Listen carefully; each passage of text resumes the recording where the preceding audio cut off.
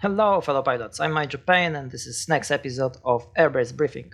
We have very interesting topics. We will talk about game secret, which can give you advantage in a game, but it's also element of pay to win, unfortunately, and literally I would guess 0.01% of players may be aware of this. And another topic will be, unfortunately as well, about the community contributor, the Noble Q. But in the end, I try to put some positive accent, so let's get into it. So first thing first, we have premium ammunition in a game. We have premium ammunition for planes equipped with heavy machine guns, and we have premium ammunition for planes equipped with autocannons, and we have also special premium ammunition for ground attack planes. And for machine guns, that give us extra chance of inflicting fire on enemy planes, and autocannons premium ammunition will give us extra chance to inflict critical damage. And for ground attacker planes, that ammunition is increasing the damage to the ground targets. So we also have this universal ammunition, which is really good, not really stand out from this other ammunition. It's really doing well, and I guess most of the players using this universal ammunition, I'm using that myself as well, most often. But here's the thing. The premium ammunition for ground attack planes is actually causing more damage to the aerial targets than any other ammunition in a game. And here's the problem, because this ammunition is available only for gold and it's not available for silver, so basically it's a pay to win. So how can you check this out? It's a simple test you can do in a game.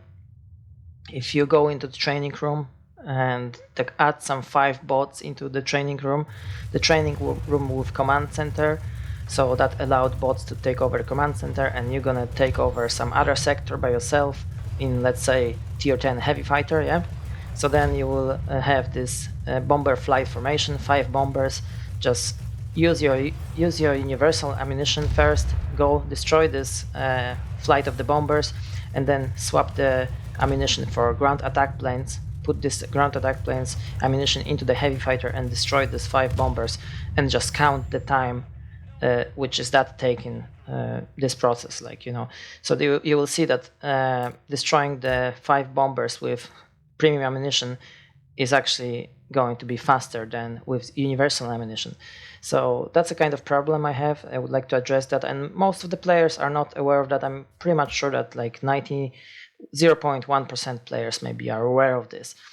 I don't know if that been intentionally added to the game by World of Warplanes team or not, but this is a problem, and that should be literally simply changed, that ammunition for ground attacker planes can be put only into the ground attack planes. You shouldn't be able to put this ammunition into the light fighter or heavy fighter. This test here shows like 5 seconds difference between destroying those 2 flight formation.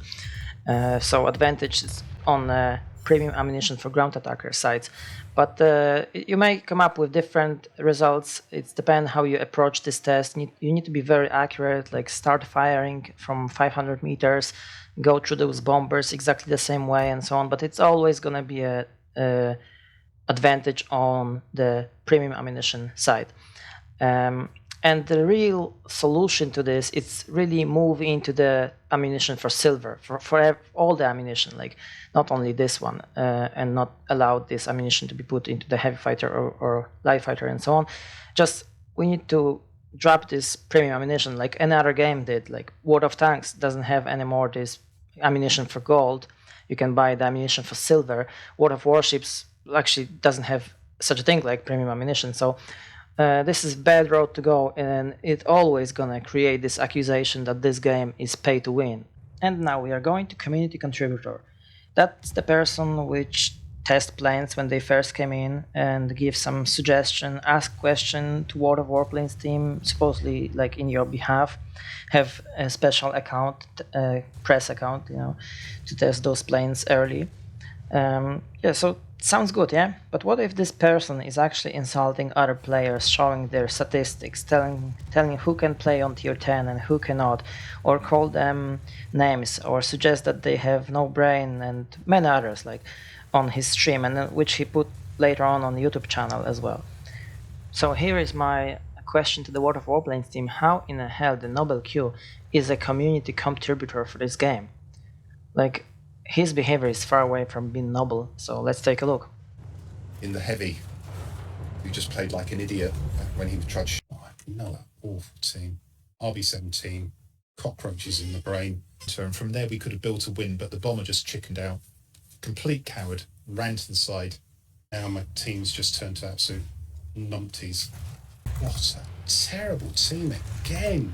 That's all. That bow fighter chickened out. I seriously doubt we'll be able to take the sector. We've got another absolutely garbage team. Everybody and his dog who doesn't know how to play the game is here. Like, I can do it all day, this clip. You know what, I'm going to dump the aircraft again. Can someone explain the Noble Q that when he crashed, the bomb reload is not actually counting down? So he re-entered the game with exactly the same amount of time for bomb reload, so dumping the full HP bomber make no sense. Okay. Let's get these reloaded and let's dump the aircraft. The same with ground attacker in the middle of the map with almost full HP. And definitely don't do that when the enemy just take over all the sectors and have air domination and you desperately need to take over some sectors. So that's really make no sense to do this. But of course, whose fault is that? Definitely, but I am getting some absolutely crazy bad teams. Not good. Where all the numpties who only play at the weekends come out, Andy, and we've seen it a lot today with the gets cockroaches in the brain, goes off chasing damage and loses all the sectors. I do not understand the mentality of somebody who gets up to a tier 10 plane and then flies it as if, particularly those who clearly this one is from the ex-CIS server.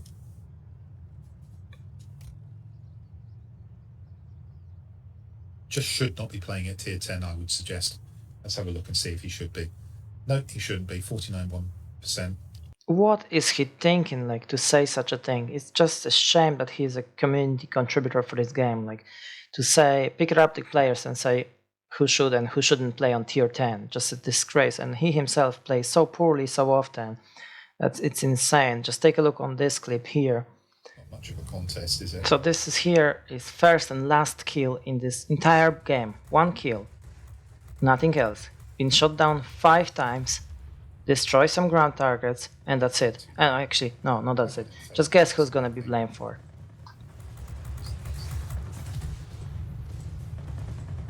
Look at this.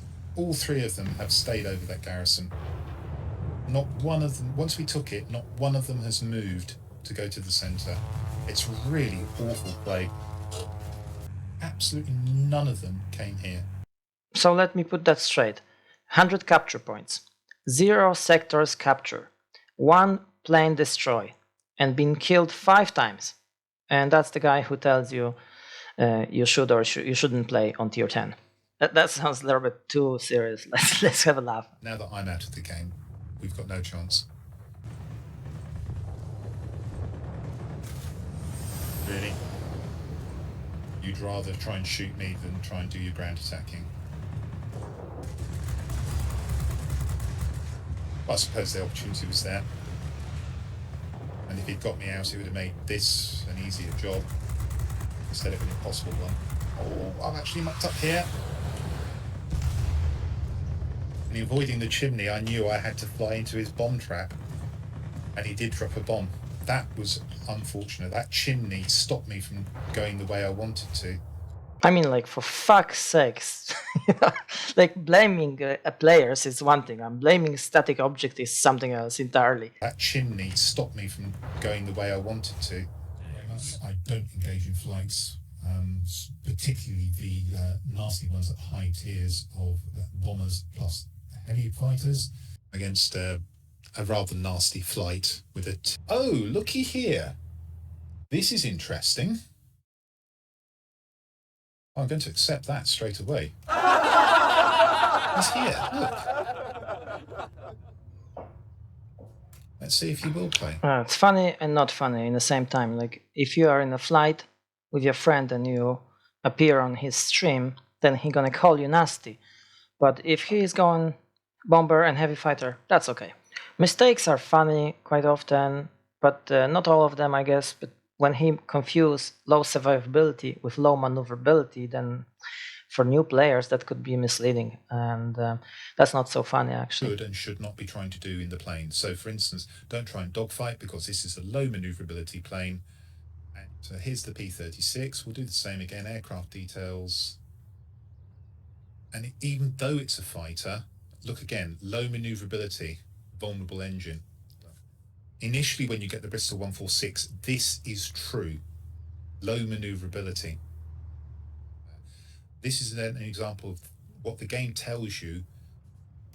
As you get better and more experienced at the game, you start beginning to say, okay, I hear what you're saying, game, but actually I know better, and I can build the aircraft to overcome this problem of low maneuverability. And in fact, So confusing. And next time you're gonna see Nobel Q on my channel is gonna be a bomber hunting episode where we're gonna give him a bomber treatment. I can see already sides effect of this. Literally, he can see me everywhere now. becomes major pain, I'm going to go off out of the sector and dump plane. So I spent quite a lot of time now to expose this community contributor misbehavior. I think it's necessary to give him a little bit of pushback. Just imagine that you're one of these players that he talked about. Like, how would you feel if Nobel Q would bring you up to YouTube and call you coward, or that you have cockroach instead of brain? It's just shocking. And so often he's not even right. He accuses other players of playing poorly when he's not, when that's not even true, and he can't see that. Anyway, let's leave it on that, and we move into positive accent of this video, and we have RE 2005 Sagittario, which get buff in recent update, and I already fly good few battles in it and really feel good. Buff is significant, speed acceleration is much improved, plane make much more sense now, and I think I'm gonna do some review or some kind of video about this plane gameplay, and I'm actually working on a couple of the video at the moment, and I make this video about multi-role fighters, and I think I'm gonna continue this training video about all other class of the planes in the game, such bombers, heavy fighter, ground attackers, and light fighter left. Yeah, okay, guys, that's it in this episode of Briefing. I hope you like it, found it interesting and funny. If you like, please leave a like and subscribe for future content. Take care, guys. Have a good hunting, and don't use too much gold ammo, please.